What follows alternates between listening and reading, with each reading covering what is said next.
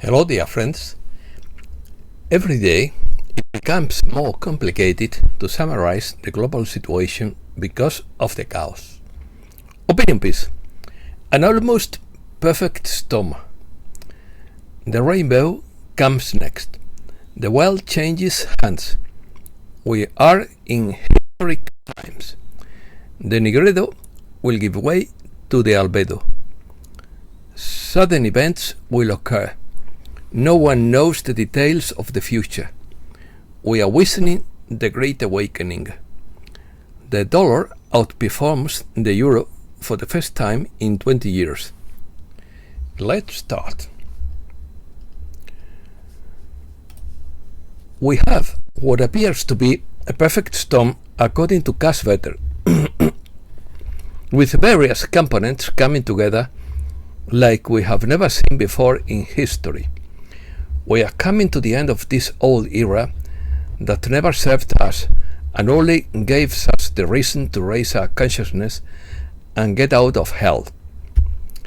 It is also about becoming a much better version of ourselves, giving us a new perspective that will give us the freedom to grow and evolve in ways we may never have imagined. Destiny is intervening because sudden and enlightening events will occur that can change the way we see the world. Once you see something, you cannot unsee it. Only when evil is forced into the open can we overcome it. Only when they can no longer operate in the shadows can people see the truth for themselves. Only when people see the truth for themselves will they understand the true nature of their deception. Seeing is believing. Sometimes you cannot tell the public the truth. You must show it. Only then will people find the will to change. It had to be this way because it could not be done otherwise. These events must happen to awaken humankind. The reign of evil is over, and their marks are falling for all to see who they really are and what their plans are. There is nowhere to hide and nowhere to run, for no one escapes from himself. We are coming to the end of the old era. Even though the world is changing, there are many people who complain. Where were you when there were pleas for help? Where were you when there was desperation to make change? Where were you when they conspired? Where were you when they created havoc? Were you the initiator or the victim? Where are you now? Which path have you chosen in this changing world? What will you do to help now? Coast down. It seems that everyone has agreed to hamstring us so that we get our act together because the world is going upside down and downhill. All the economic indices are twisted, as if there is a conspiracy against us, but only a few will be the big losers because most of us don't have much to lose except our freedom. A rainbow is what comes after a storm, and it seems that we are already seeing some colors amidst the thunder manufactured to frighten, because uninformed and awakened humankind has no reason to fear anyone but God. The pieces are beginning to fall into place amidst the chaos for those with keen observation, and we are in the ugliest part of this process, which is the fall. I don't expect it to last long because we are about to hit rock bottom. IMF chief Kristalina Georgieva doesn't seem very optimistic about this, as he said that, in quotes, 2022 is going to be a tough year, and possibly 2023 would be an even tougher year, with a higher risk of recession, and stressed that countries should do all they can to reduce the level of inflation. He did not seem to give much encouragement, as would be his duty, or her duty. The answer is in the wind. Bob Dylan described this process in his famous song, in which I substitute the white man for being human. In quotes, how many roads must a man travel before he calls himself a man? How many seas must a white pigeon sail before he sleeps in the sand? Yes. How many times must cannonball balls fly before they are banned forever? The answer, my friend, is in the wind. The answer is in the wind. Yes. How many years can a mountain exist before it is swept into the sea? Yes. How many years can some people exist before they are allowed to be free? Yes. How many times can a man turn his head and pretend that he simply does not see? The answer, my friend, is in the wind. The answer is in the wind. Yes. And how many times must man look up before he can see the sky? Yes. And how many ears must a man have before he can hear people cry? Yes. And how many deaths will it take before he knows that too many people have died? The answer, my friend, is in the wind.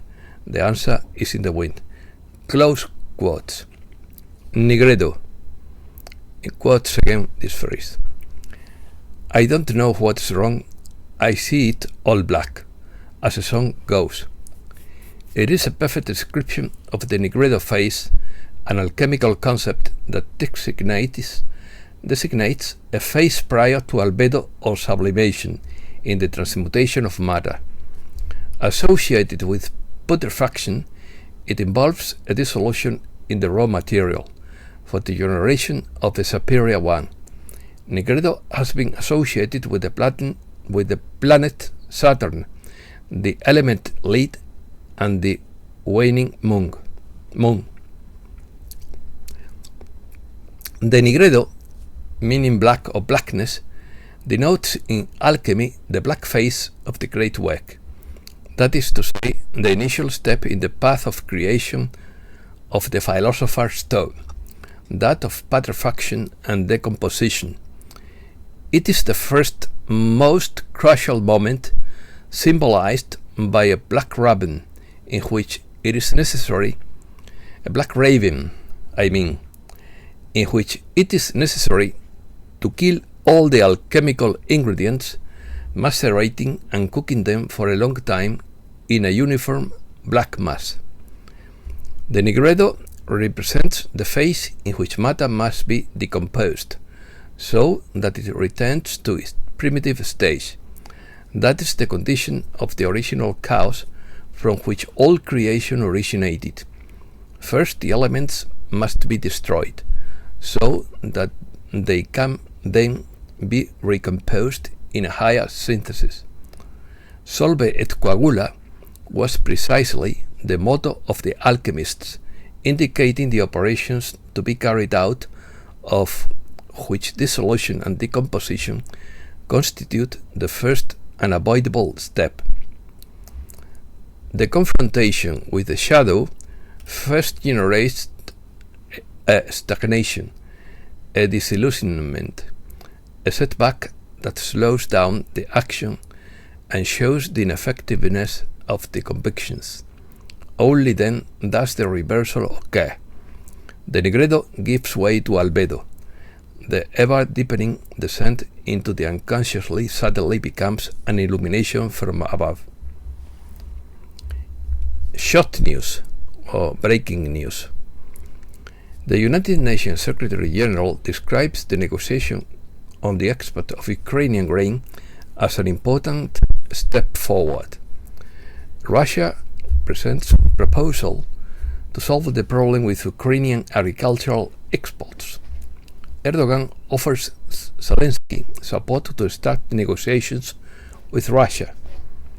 Russia and Ukraine make progress on an agreement in principle to unblock grain in the ports. Russia could unblock Ukrainian grain exports next week.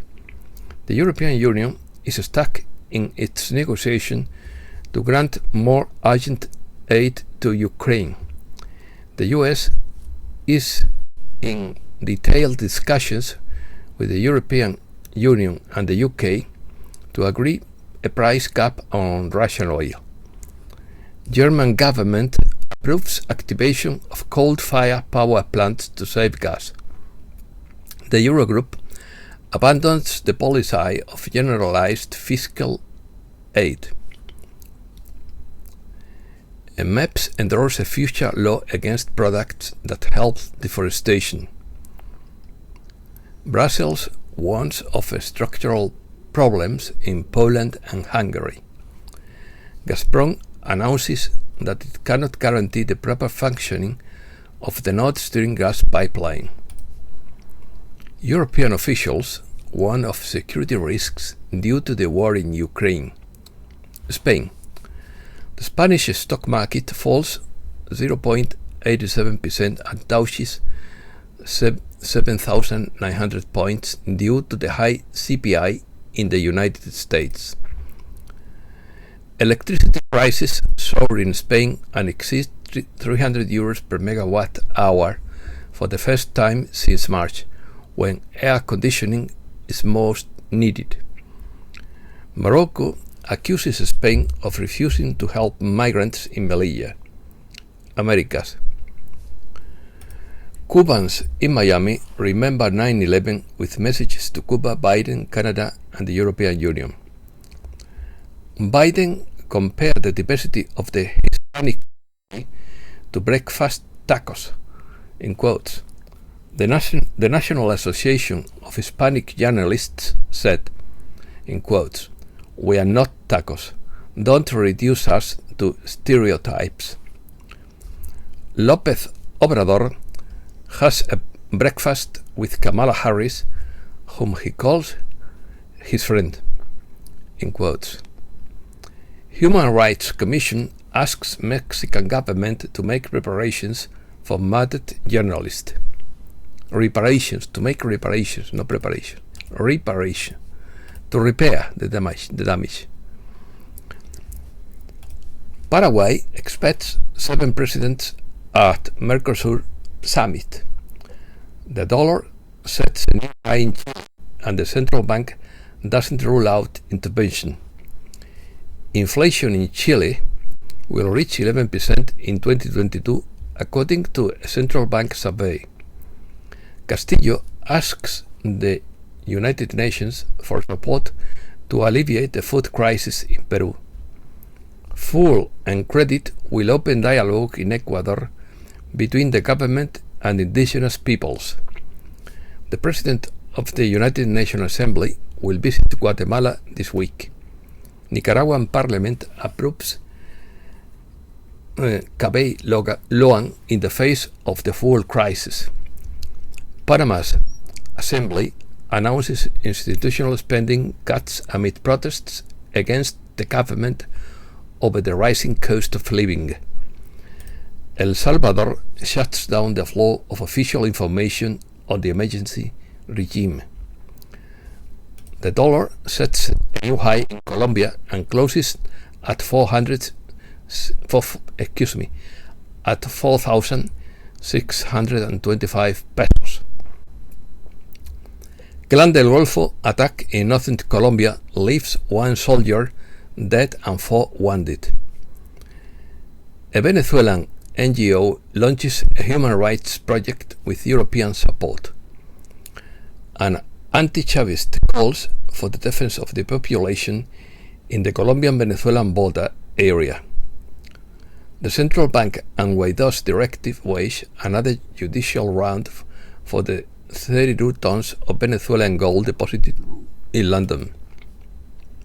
Chaos, hunger and death in Haiti. dozens dead in shootings in Port-au-Prince. Argentina. Tourist arrivals to Argentina grew by 1,682.4% in May. The agriculture employers call a strike in Argentina, and the government insists on dialogue. Argentina asks mass consumption companies to ensure prices and supply. Argentina risk premium continues to rise despite economic announcements. Argentina rules out peso devaluation after exchange rate tensions. Alberto Fernández receives former President Evo Morales at the Casa Rosada. Brazil. Brazil says it expects to buy as much diesel as it can from Russia. Brazil faces a 23% increase in cases of violence against political leaders. Brazil's Congress gives the green light for Bolsonaro to increase public spending less than 3 months before elections. Iberdrola Brazil signed a €100 million green loan with the World Bank. Economy. The dollar outperforms the euro for the first time in 20 years. The euro has already lost 12% against the dollar in 2022. The Bank of Canada surprises with a 1-point interest rate hike. The IMF lowers its forecast for US growth to 2.3% this year. US inflation continues to rise and reaches 9.1%, the highest since 1981. Treasury research concludes that the well-designed central bank digital currency could reduce financial fragility. Cryptocurrency. Bitcoin, Ethereum, and Dogecoin continue to accumulate losses. Ethereum remains bearish but may be bottoming out according to Fidelity. Dogecoin falls on a macroeconomic uncertainty. Cardano capable of the West at 0.20 and the best with rises of 20%. Solana is sued for illegal profiteering. Social networks. Twitter strikes back and says Musk breached settlement obligations. Twitter files suit in Delaware to force Elon Musk to buy the platform for $44 billion. Twitter hires big hitters to go after Musk after the backs out of $44 billion deal. Trump engages in attacks with Musk and claims he could have made him get down on his knees and beg, in quotes, when he was president. Tensions between the two escalated after the former president called Musk a bullshit artist at a rally last week in Alaska. Zia engineer who leaked documents to WikiLeaks convicted. Collapse.